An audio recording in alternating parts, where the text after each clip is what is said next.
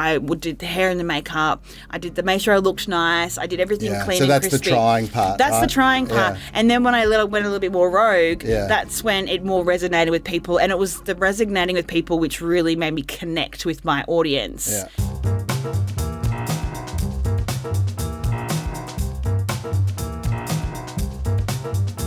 Welcome to the Legacy Collective podcast.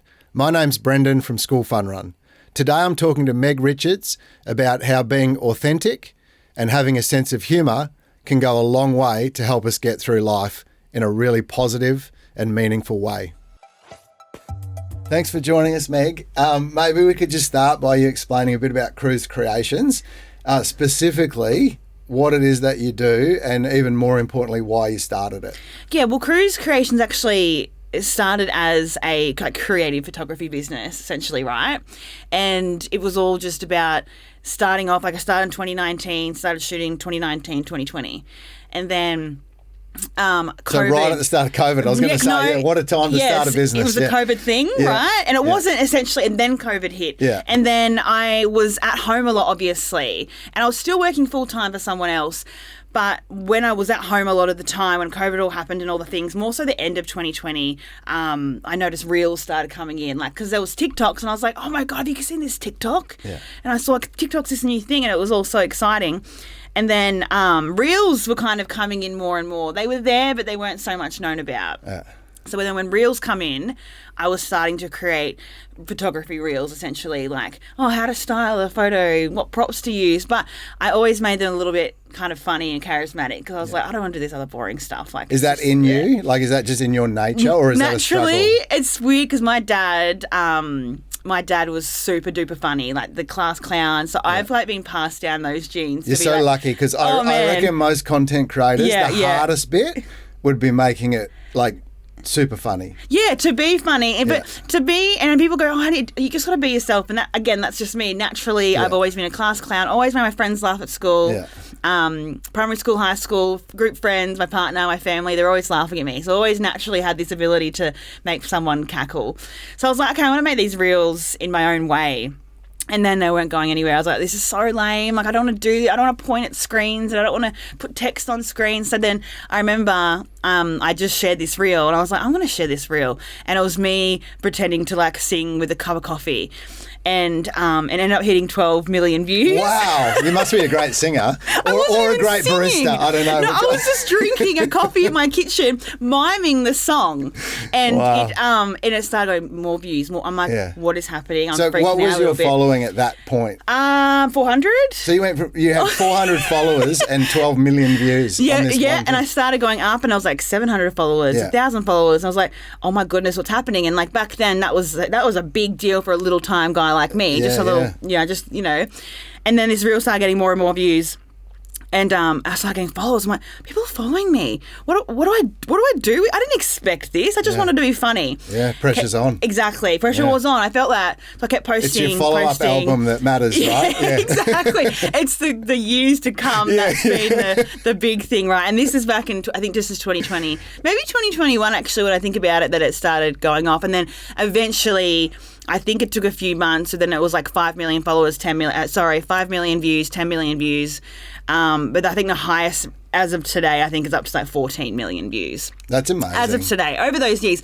So to me, I was like, it's views, but do people like it? And obviously a lot of people liked it. Yeah. So I was like, I'm going to keep this going. I'm going to keep shooting. I'll keep sharing my photography work and my photos and all the things, but I'm going to keep this rolling. And I did try, and look, trust me, you can do 12 reels, 20 reels, and you could get 1,000 views. You get 5,000 views. And there's just going to be that one reel, that grab. People go, oh my God, I resonate with that. And they're going to like it and share it with their friends. And then they start getting millions of views as well. And so this started happening over the next, say, 12 months. And then next minute, I'm like, I've got 50,000 followers. And I'm still shooting, but I'm still making these crazy reels. So now my little photography business is intertwined with this fun, charismatic, comedic brand identity I've created for myself. I didn't do this on purpose either. That's the thing. I didn't really even try. Yeah. I just it just kind of worked.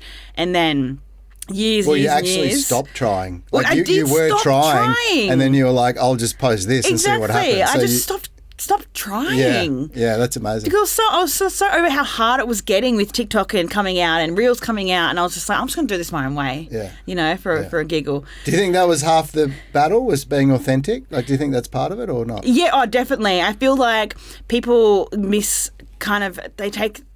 they take the word authentic differently sometimes. They go, I'm trying to be myself, it's not working. I'm like, well, I don't think you're trying. Like, that's the thing, you don't try. That's what works, is not trying. Because eventually, and if you were to go through all my reels and you can see where I started, if you go right back, I would do the hair and the makeup. I did make sure I looked nice. I did everything clean and crispy. So that's the trying part, That's the trying part. Yeah. And then when I went a little bit more rogue, that's when it more resonated with people. And it was the resonating with people which really made me connect with my audience. Yeah.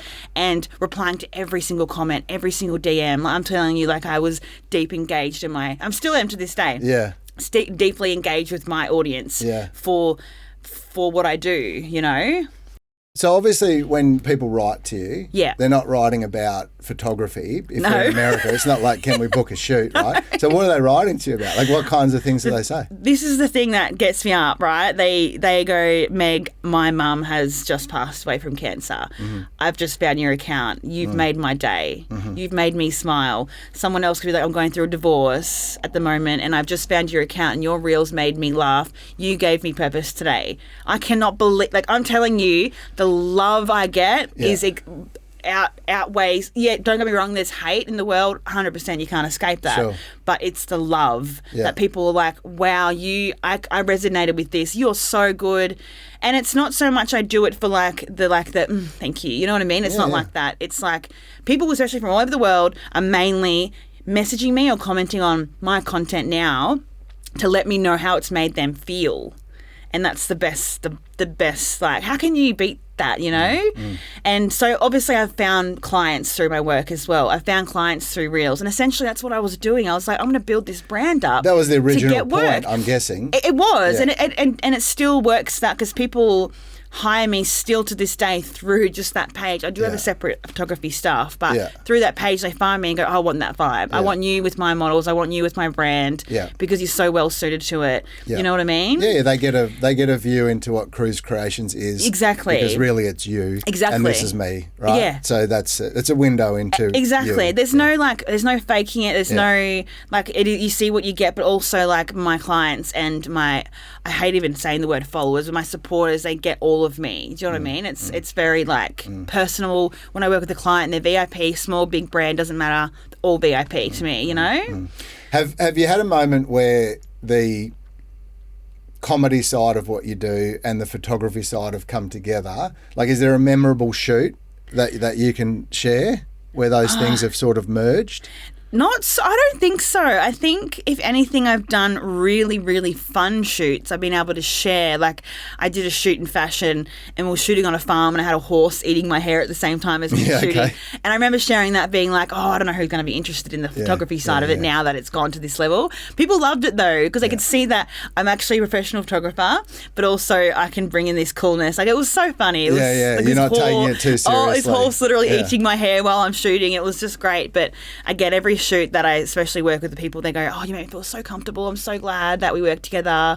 And but yeah, there was that fine line between people wanting to work with me for the me sharing their stuff and them getting the views, so doing it to monetize themselves rather than use me as a professional. So there was that balance. Like an added benefit for working with you. Yes, exactly. But I know the difference now. Yeah. I know the difference between the genuine ones and the ones who just want to. Yeah. Why wouldn't you just charge more for those ones? Like, you could, you'd still do the work, right? It's just a benefit. You can sell that. That's exactly right. But I don't. Yeah. I don't. So yeah, wow. It's really cool. And who, like you mentioned your dad being like the class clown, and you've obviously picked a bit of that up from him. Definitely. Is he a big influence in your life? Like, he passed away when I was 12. Did he? Yeah, so he left me, my mum, my sisters. He passed away very, very suddenly. Yeah. So, which was obviously a struggle for us in our primary school, high school life, for my mum trying to raise us all. So it was pretty difficult times, and I struggled a lot myself with deep mental distress from that. But it is finding remembering that humour he had and then talking about it all the time and talking about my partner. Obviously never met him. Yeah. So, but getting that, he influenced me. I can, to this day, I just know that he just lives within me with that humour because you just can't escape something like that. And do you think it's pretty Australian to deal with trauma through humour? Like, do you think, like, it's interesting to me that your dad was a funny guy. Yeah. But introduced this massive life event when you were 12 by passing away. Yeah. But then did the humour that he sort of instill in you help you get through the trauma? Yes, I think so, because you remember the really funny things, especially being so young. I remember it like it was yesterday. Being so young, you do... you still do remember those really funny things, and they do help you get through. But in, like what you said, I think it is very Australian, especially for people to use that trauma to put it into comedy. Yeah. You know what I mean? Like I know exactly what you mean. 100%. And I find that it resonates with people because it's like, it's a soft way of putting how like mentally unstable you can be at the same time. You know what I mean? Yeah. But yeah, it definitely helped. Like I remember a lot of things that just kept me going because of that humour, because of that smile, because of the laughter. And that's one thing that helps people, you know? Absolutely. Yeah. And you get to share it today, which is part of his legacy, which is beautiful. I think so. I really do think so. I think so. Yeah, that's great. Yeah. And so do you have brothers and sisters? Two sisters. Two sisters. Yeah. So your mum was left to raise 3 girls? Yeah, 3 girls. Yeah. So what was life like for you after he'd passed away? Pretty hard. It was pretty hard, more so my mum struggling, my mum being stressed constantly, anxious constantly, upset constantly. My older sister went a bit rogue. She just lost the plot. Understandably, she was 14. She's 2 years older than me. She was very close with my dad. She lost the plot. It caused a lot of stress. And 14 is a difficult age to start with. Oh, it is rough. Yeah. So she went downhill majorly. Yeah. Caused a lot of stress on my mum. My little sister she was 9. Yeah. She knew what was going on. She still remembers to this day, but the house for a long period of time was extraordinarily stressed. Like, we grew up in like this stressful, sad environment for years because of like trying to communicate with our mum as well, like emotions, and then all of us going hormonal at the same time, like close to, you know what I mean? Yeah, so sure. The household was very crazy, and we grew up in a very strict family. Like, both my parents are from the army. Like, we grew up in quite a strict household as well. But after he passed away, I remember times that were super duper duper hard, and mum financially trying to get through, but we never went without. Like, that's one thing I always say, we never went without. Yeah. So my mum, like, she's an idol in a way, because we never went without uniforms, good lunch boxes, school bags, even though she was on the bones of her ass for years. Eventually had to sell her house. She couldn't pay the mortgage on her own. To deal with us 3, like, she did pretty well. Yeah. Do you know what I mean? And there was fighting, and we would scrap, and like, we were a bit feral, and like, it was, but yeah, at the same time, never went without a thing. But yeah, very stressful household for many, many years. I think that still lives in me a little bit. But yeah, eventually here we are today, and life's very different 20 years on, you know? Yeah. Have you still got your mum now? Yeah, best friends. And does she understand what you do, because it's in the social digital world? Like, is she present with all that? She's constantly begging me to make a reel with her. Please, come on. Oh, really? Yes. She's a fan. When are we making a reel together? Yeah. You kept saying it for years. When are you making a reel with me? I was like, oh, get there, Mum, don't worry. That's hilarious. She loves it. She's so proud of me. She's like, oh, this is my daughter. And I'm just like... Still the same mum, like, she's super duper proud. She's probably responsible for half your followers. Just one at a time, got them recruited them for you. I think she's a major recruit. Reshares my stuff on Facebook, or, you know, to her 50 friends on Facebook, bless her. Oh, that's gold. Absolute gold. Yeah. So when you look back on your childhood, which is interesting, I didn't think the chat would go here, but this is just really fascinating for me, especially given our listeners are parents, right? Yeah. So you're the daughter, your father passes young, and your mum struggles through that. When you look back, what does all that mean to you? Like, as an adult now, do you look back and you just have a reverence for your mum because of what she did? 100%. At the time, all we saw was mum stressed and depressed. We couldn't really get a word out of her most of the time. You know, we always thought we were in trouble. We always felt like saying that now as an adult, but man, she got through. And the shit, like, she got through, like, it. You really appreciate it now as an adult. I look back and, like, see, like, my nieces and nephews and stuff and how differently they're raised as well. But, like, hands down to my mum for getting by. Like, she didn't have to get by. If she could have let go, she could have, you know, fallen off the perch. But she hung in there for dear God, you know? I always think it's amazing when you talk to people that had a difficult childhood for whatever reason. Yeah, yeah. And you think at the time it would be so easy from the parents' point of view to think that they're letting the kids down. Yeah. But one of the things that's been consistent in the chats that I've had in this room with parenting experts is your kids just need to feel that you've got their back. Yeah. Like, and nothing else is nearly as important as just I'm here for you. Yeah. Right? Yeah. If you can tick that box, everything else is a bonus, not an essential. Yeah. And parents that are struggling in their own mind to deliver their kids what it is that they think they need. Yeah. As long as they're ticking that box, I think they're doing a great job. Exactly. But with what they're dealing and whatever they're dealing with, if they can, you're exactly right, you know? Because you look back now and it seems to me like you, now that you're an adult and you see what your mum went through from an adult's perspective, you've got all this empathy and respect for what she did, but at the time she might have felt like that was not enough. Oh, she probably did. She definitely probably got mum guilt. It's like, you know, I'm not giving them enough emotional support. I'm not holding their hand enough. I'm not, you know, I'm not being there for them enough when they're upset with their things, you know, because she definitely did. It's like she definitely ticks the box of making sure we're fed, roof over our head, clothed. You know what I mean? She met all the essential needs, but the emotional needs side of it was obviously different, but she was only doing as best as she could with what she had at the time. And 100%, even me and my sisters appreciate that as adults. Like, all of us look back now and think, wow, like, holy moly. I do think there's a real lesson in that. Like, if anyone was listening to this podcast and they're in a situation where life isn't right now as good as what they'd like it to be. You know, like Dory says in Finding Nemo, you just keep swimming and eventually you get to a better spot. And the legacy is still there. Absolutely. And your kids remember what you did for them. They do, and you always will. 100%. You just do what you can for them and they will remember. And like today we're all happy grown adults, you know, with our own lives, and that's because of parents, you know. Good on your mum. Good on your mum. Maybe she deserves that reel when you get around to it. I think she does. She does. She definitely does. She'd love that too. That's cool. Make sure you let us know when you make that. I will. And I'll share it so people know that happened. Because now you're going to get people. When are you going to make that? Come on, make it with your mum. God, don't leave it hanging. We'll start a campaign.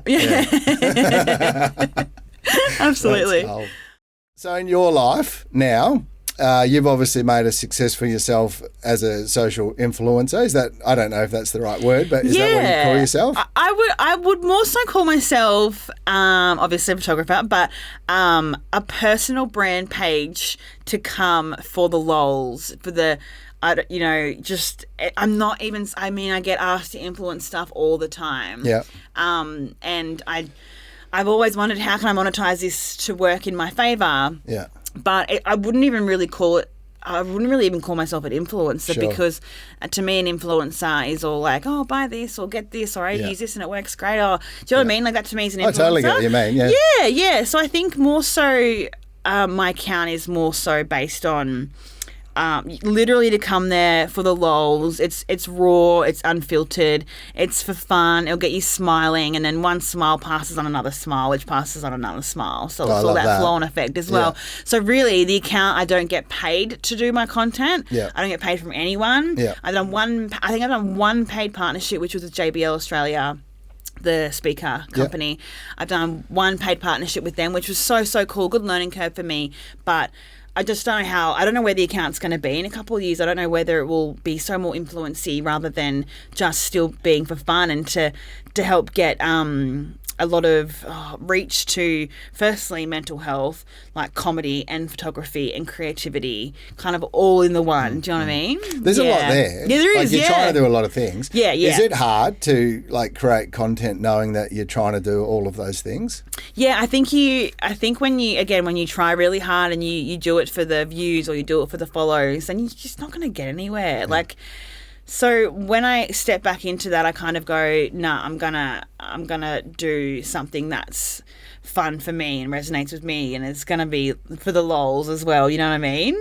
So that's your strategy, is you do it for yourself. Yeah. And so then people just get to enjoy that if they like it. Absolutely. And it's more so an outing for myself. It's like this burst of energy. I get this humor energy, and I get in a really good mood. I'm just like, I'm going to post this reel, and I just feel so good about it. It's like my outlet, you know? It's like such a cool outlet that we have available to us now. Yeah. That I have this that is platform. A good point, because that just was not possible a few years ago. Absolutely not. No. Yeah. And back through as far back in time as you want to go. Like it's new. It's now. Is. Yeah, it is. Yeah, so what a blessing for you to be able to share that joy. It's really, really cool. And obviously, share things that people can... I just want to be relatable. I want people to see that it's all not about the glitz and the glamour and the being all perfect and this and that. Like, you can do it, like, for yourself to feel good with it. It makes me feel good. Yeah. Other people being, like laughing. Like, just... It's so cool, you know? Well, you have a great energy. I mean, it feels good just to be in a room with you. Yeah, so cool. I love that. I can totally see how it would translate to it does. Your it really digital does. world. Yeah, it does. That's amazing. Do you ever think...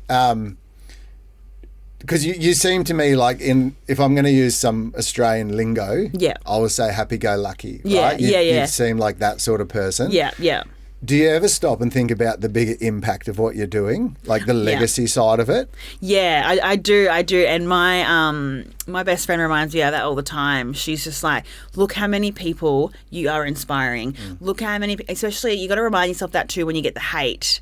When you get the hate comments, when you lose followers, when you lose... What do people hate about making people smile? Mainly people just judge your appearance, or you say you're cringe, or like go and lose a couple. You know what I mean? Yeah. More so like, oh, this chick's cringe, this chick's ick. You know, like that's the kind of stuff you get. Or like, and what do you unfollowing say? or is it the sort of thing where you say to yourself, like, why don't they just follow another page? Like, you don't have to be here. Yeah, no, it still blows my mind to this day. People are still doing it because I'm just like, you don't have to be here.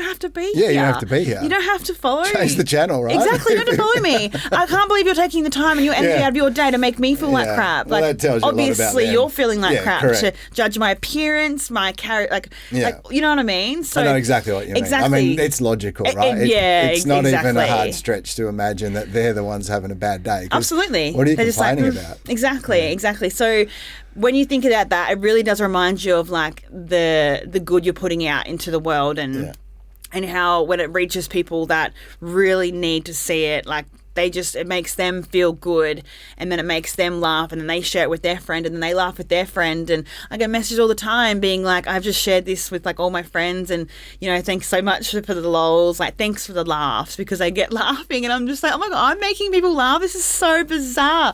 And it still blows my mind, because I'm like, you're laughing at me and I'm just being a complete nut job most of the time, to be honest, and people love it, Yeah, I looked at your socials obviously, and it was very different.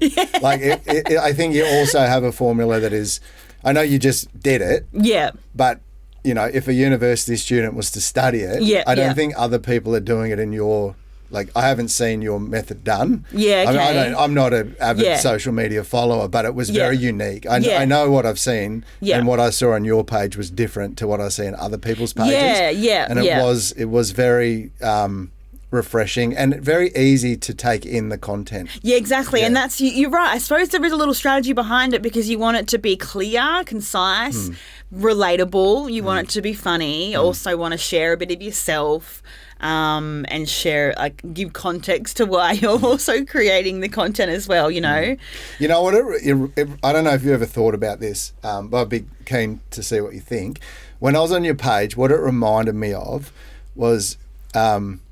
like when I was a kid, Dad would get the newspaper. Oh, yeah. and you would go to the comic section. Yeah. And people would have their favourite comic strip, right? Yeah. And they would read it, and it was light entertainment. Yeah. Easy to understand. Yeah. Funny little joke. It would brighten your day, and then you would move on to something that you're up to. Yeah, right? yeah. So when I was on your page, what had occurred to me, it was almost like that comic strip in the newspaper. Yeah. Because it was really funny. Yeah. But really simple. A lot of it was just like one image, one joke, one thing. Right? Yeah. And you just had a smile. Yeah. And then you move on. Yeah. So I almost feel like it's replacing that it's a digital version of that. Yeah. I don't know if you've ever thought about it like that, but that's how it occurred to me. It makes total sense though. Yeah. It does. It's somewhere you can just go for a quick what's funny today kind of thing. I don't have to watch a Netflix special that goes for an hour. I can literally do this in 5 seconds. Yeah, that's in one frame. That's right. And move on. Yeah. And it's just clever. Yeah. So I think what you're doing is great. Oh, cool. That's good. That's cool to hear that perspective of it though, to be honest. Yeah, I love that. Yeah. And what would you say, I know you're saying you're not an influencer, but you are someone that's had success building like a following. Yeah. And there's so many kids now, like we obviously have a primary school market. Yeah, and so many kids would be telling their parents they want to make a living out of social media. Oh, a lot of people. So many young people. What do you have any advice either for young people that want to get into that or for parents that are dealing with kids that's what they want to be when they grow up? Do you have any comments either way? Yeah. I think when it comes to the kids, especially, and like my niece, she was young and she loves filming herself, and I was just like, oh, you can do this and do this. It's more so if you are younger, depending on like the age group, obviously, and how when the parents allow them to go online. It's again, I say this a lot, but it is being yourself, but it's also being authentically yourself too. So if you're like a bit weird and a bit kooky, just be a bit weird, be a bit kooky, because you want to attract what you put out at the same time. So, and do what feels right for you. Don't ever do anything that does not feel comfortable, because if you're doing it because it's trending or someone else is doing it, you don't have to do it. You just do what feels right for you, and you got to be comfortable. You got to be happy doing it. You got to do it for your own outlet. You got to do it for the lols. If it's not funny, do it for the information. Keep everything nice and short and sweet. Our attention span these days has gone shot because of quick dopamine boosts, So yeah, if I was to speak to a little kid and they want to go, I want to be like you, or I want to be social media, I'd just say, you be yourself. Like you straight up be so real with yourself and how far you want to go with it. And the world is your absolute oyster when it comes to it, and it doesn't always work for everyone. It doesn't mean, I try and be myself. It's not working. Well, you maybe try another way, another part of yourself. Do you know what I mean? There's always different parts of ourselves that we can expose to the digital world as well. If that makes sense. So, yeah.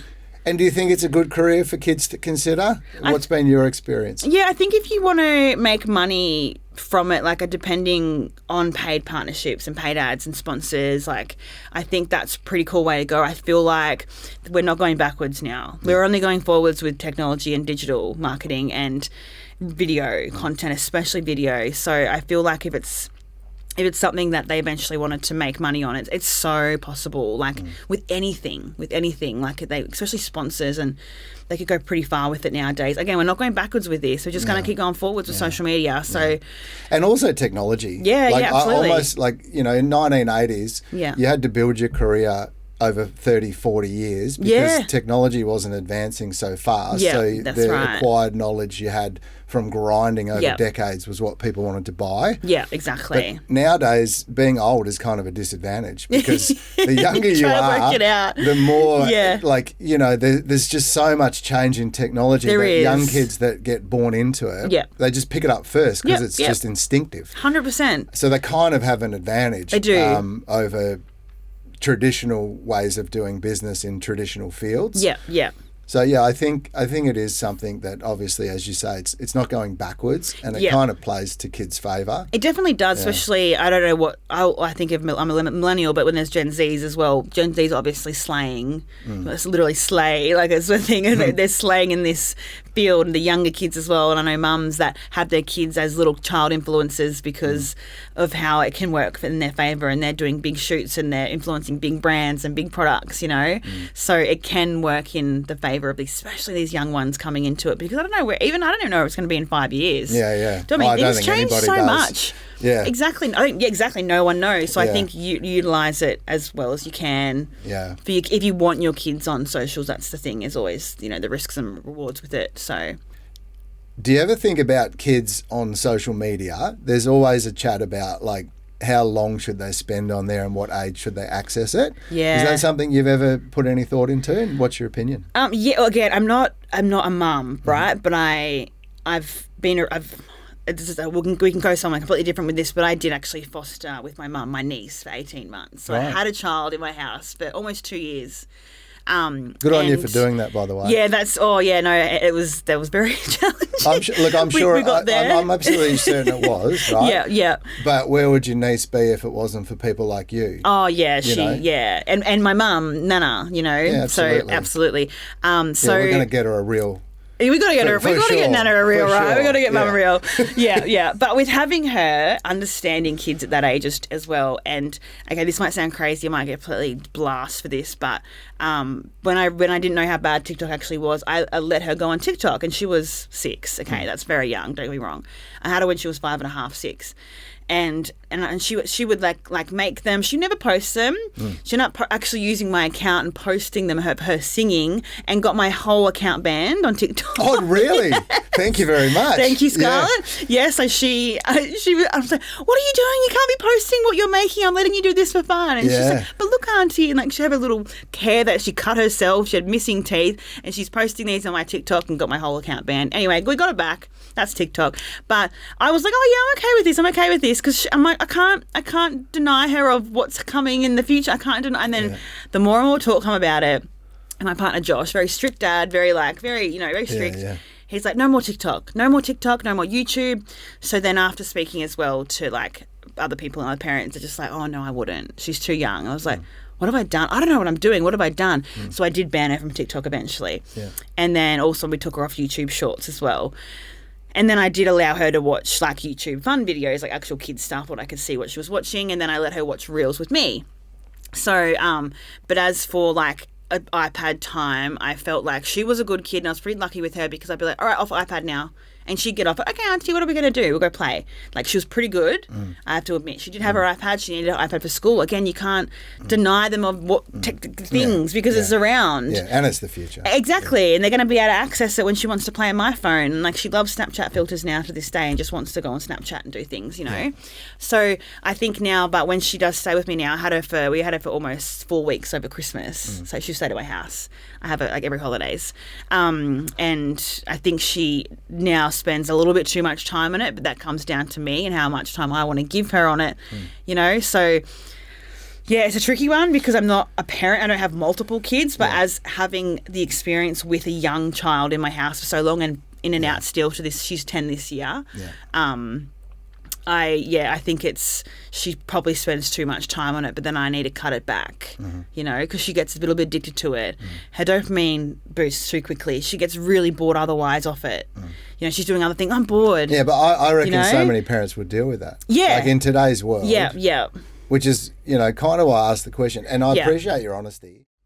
Getting back to you, what are you most proud of in your career / personal life, right? Yeah. When you look at it and you go, okay, I've got my creative photography, which is a skill that I've developed. Yeah. I've got my social following of people that I help with their mental health through humour, or however you want to phrase that, right? Yeah. I've got the fostering my niece. I've got all this stuff. I am who I am. Yeah. And my father died when I was young. Yeah. When you look back on the arc of your life, what would you say are like some of the things you're most proud of? Oh, that's a tricky one. I know, that's why I asked the question. Exactly. I would be driving home later You're and be in the hot seat, not me. Yeah. I should have said this. That's what I'm proud of. I better email them to add it in. Now I forget. I think this might sound really corny, but I think I'm just genuinely proud of being a good human. Wow. Out of all the shit and the trauma I've had to deal with, even going back to abusive relationships I had when I was younger and horrible friendships and, the trauma of being such young and all the things, and again, struggling through a lot of my own like fertility issues as well, which is another topic. But I reckon definitely like being true to yourself, spreading a really high vibe when you have it, and genuinely being a good freaking person, because I feel like if you're a good person, you can never go wrong. You got to stay true to yourself. So it's like, out of all that, I'm so proud of myself that I've put myself and my body, my physical appearance, and all the crap on social. I've actually taken that step. I've done that, and I've put myself out there to millions of people. My account has reached the millions, the tens of millions. So, being proud of myself for taking that extra leap, being proud of myself for being a good partner, and actually probably making something of myself too. That we bought a house when we were 21 years old, Josh and I. We've been together for 14 years, and we're very young. Yeah. And buying a house too was probably the massive thing. I look back now at the market and being like, oh crap, it freaks me out. Yeah. So buying a house especially, and getting ourselves into a position where we're like, all right, these kids can come now. We want kids now. Yeah. But that's still not happening. So still being true to yourself, you got to deal with it. So I feel like the being proud of yourself thing changes a lot because it changes throughout your life as well and what you're proud of. So. Yeah. Well, I don't think you'll think of a better answer than Probably. Coming through adversity and with a smile. Yeah. That's a great thing. I think that's what it is when I think on the top of my head, Yeah. No, well, good on you. I think that's a great answer. Yeah. I always think if this wasn't called the Legacy Collective, I would call it Die Happy. Yeah. Because I think the goal is to die happy, right? Yeah, absolutely. And you've found a spot in life where, yes, things happen. Yeah. But I'm a happy person. Yeah. And ultimately, that's the best thing you can be. Exactly. Like if you can get to a good spot, and don't get me wrong, bad days. I have very, very bad days, and that's one thing to normalise. We have massive drops in like hormone, especially women and men. But like we fluctuate. Women, poor things. We have to deal with this, but also just getting to waking up sometimes and not wanting to get out of bed, and you're so depressed. You're so angry. Your stomach is turning. Why am I so anxious? You just can't pick out why.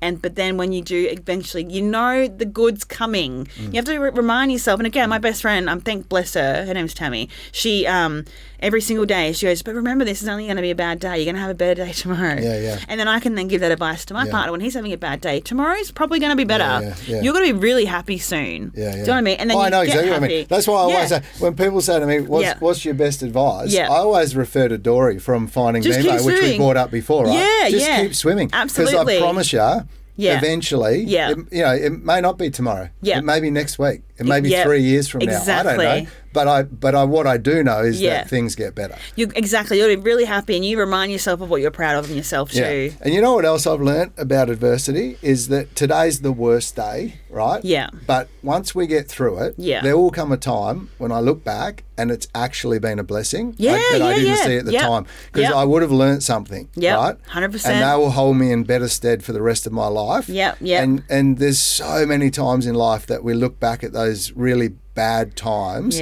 but we actually look at them from like our future us, look back and say, man, that was actually one of the best things that have happened to me. Absolutely. I just didn't know it at the time. You just didn't know at the time because you're like FML, you're like, I can't believe this has happened. And you do look back and you go, wow, like and it actually drives you to do better sometimes as well, and to definitely. So with Kruz Creations and obviously the unexpected, I'm going to say unexpected because I guess it was, the unexpected success of your socials, is there anything that you've done where you've really surprised yourself? I think definitely surprised myself that you can learn from your mistakes. Yeah. My point. I've surprised myself that when you actually mess up or you do something that's not right, I've been like, oh my God, I can actually learn from this. I can study more. I can look into this more. I can watch this video. I can watch this. You know what I mean? So definitely learning.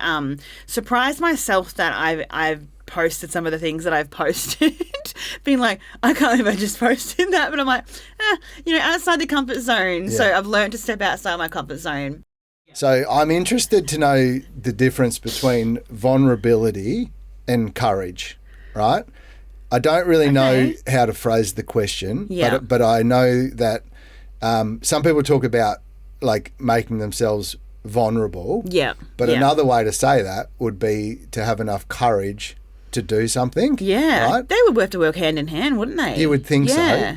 So when you do things, do you think I was really vulnerable today and I'm proud of that? Or do you think I was really courageous today and I'm proud of that? And this may be like a cup half full, half empty thing where it's the same thing, but it's a matter of perspective. I think courageous. But which one do you think courageous? I think courageous, because I was just thinking about something. It made me realise.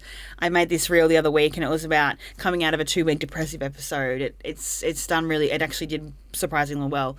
And and I was wearing a crop top and I was getting changed and getting ready in the mirror, like getting ready with me, like some music. It was fun.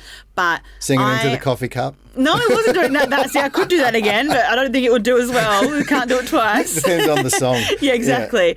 Yeah. I can't sing it because it's a bit of swearing in it. But and I was remember doing it. And I looking back at it, going, "Oh my god, I look so gross. Look at my side fat. Look at like my belly button. Look at I was watching it back, being like, oh, I don't know about this. And then again, I suppose that's quite vulnerable, looking at yourself like that, having a down moment, really not having the energy to actually create something, because the whole point of the reel was coming out of 2-week depressive episode, which was again real because I did just come out of a major long depressive episode. And I look back at it and I was like, you know what, I'm stronger than that. Like, are you kidding me? Just post it. Yeah. Just bloody post it. And then it took courage to then post it, because I wanted other people to see that your body isn't perfect as well. And without getting all into all that, and I'm not really all about like, positivity, and I'm not really about all that, but for people to see that side of me as well, to then I literally just posted it. I was like, I'm going to take the courage and I'm going to post this because I know this is fun. I know this is for the lols, and I know people will like seeing this. Yeah. You know what I mean? Yeah. So it was vulnerable looking at myself that way, but then also courageous to post something like that. So they do. It is really like 50-50. Yeah. One of the best performing reels I've ever posted, mind you. What's one of the best performing reels. Oh, yeah. So it goes to show, like...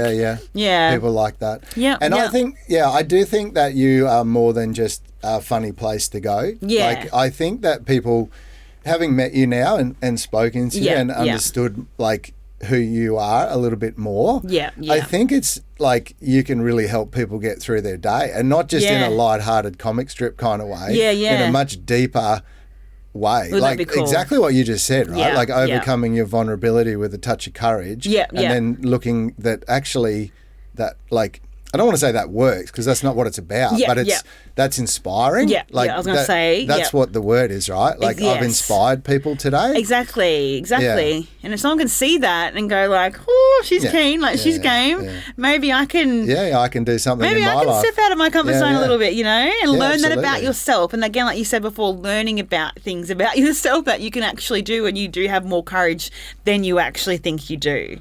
You know? Yeah, well said. Yeah. I really like that. Yeah. And I think getting back to kids that would be listening and wanting to do something, I think there's something to that. Like, well, anyone really. I mean, it's a life thing, but what you're doing is inspiring people, and you're doing it through humour, and you're doing it through courage. Yeah. And in your case, the courage is to be vulnerable. Like you said, you're not trying to get made up and wear clothes and handbags and drive fast cars and do all that stuff. You're just saying, this is me. Yeah, exactly. And that's all I need to be happy. Yeah. And I'm happy. Yeah. And that's the other thing that resonates from you, is that you're happy. Like, it makes and I you know happy. what you're saying. Like, you're not happy all the time. I get that. Course. Like, I get that. Yeah. But that's your North Star. Yeah. And you are happy. Like, I can tell that you're a happy person. Yeah. And I think that's a very attractive quality. I'm not at all surprised why you have so many followers. Oh, thank you. Yeah. It's so nice to hear. Oh, it's just the truth. Yeah, that's so cool. Yeah. No, you're right. It is. You got to get to that happy place, eh? Yeah. You really. What's the point? What's the point of life without laughter and happiness and spreading good vibes, you know? Yeah. I love it.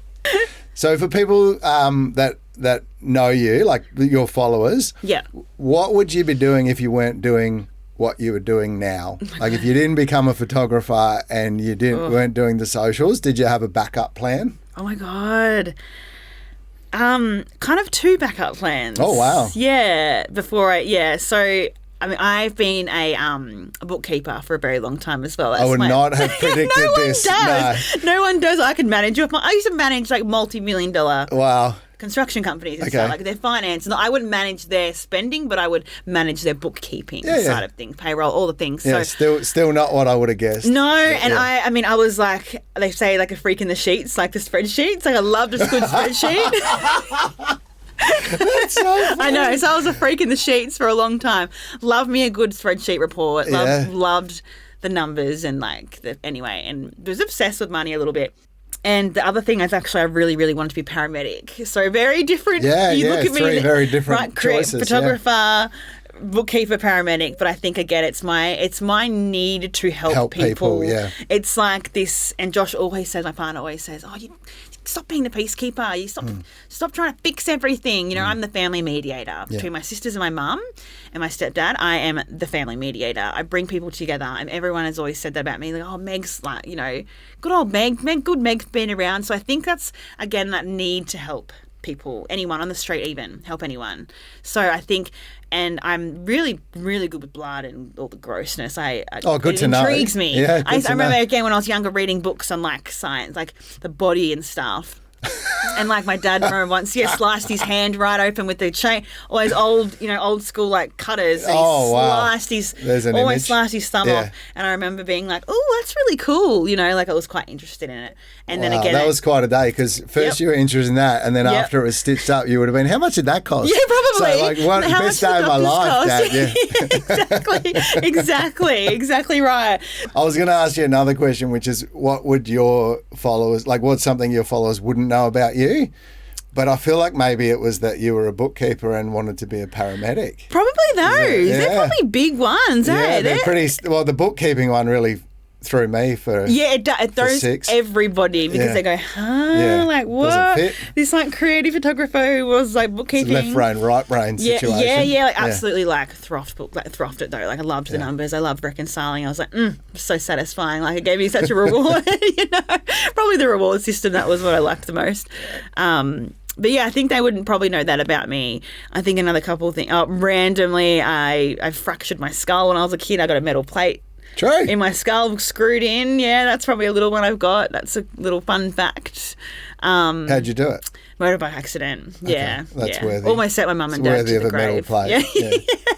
Yeah, it was very, very, it was horrendous. I was very messed up from that. Not now, obviously. I mean, as Josh laughs about it, goes, "Yeah, it didn't mess you up, right? Like your head injury when you were a kid, you know." Does it go off in metal detectors? No, it doesn't. Airport? Always been asked that my whole life. No, it's titanium, so it's Oh, look at you. Yes, I am titanium. That song by Sia. I'm like, I am titanium. If anyone's getting swooped by magpies, let's make sure it's Meg. You can swoop me. It's all good. Fine. Yeah. Pretty much. I wear contact lenses. Like these basic things, fun facts people wouldn't know about me. I don't really share. Blind as a bat without them. Blind as a bat. Yeah. Well, it's been a pleasure talking to you today. Thank you. It's been really great getting to know you. Yeah. And we've touched on some pretty cool stuff, and I hope that people take a lot out of it. I hope so. I do know there's so many. Every kid not every kid. Most of the kids I talk to have some aspiration to make a living out of social media. It's just the trend these days. So I'm sure there will be parents out there and kids out there that get a lot out of this today. Yeah, absolutely. I hope they hear it and they go, "Oh, okay, you know, it is possible." As comfortable as you want to be, just got to just support your child through it if that's what they, you know, as much as you can. You know? Yeah. Cool. Well, thank you very much. You're welcome. Thank you. Thanks so much. Thanks for listening to today's episode of the Legacy Collective podcast. Copyright by School Fun Run. Today's episode was brought to you by Funzy.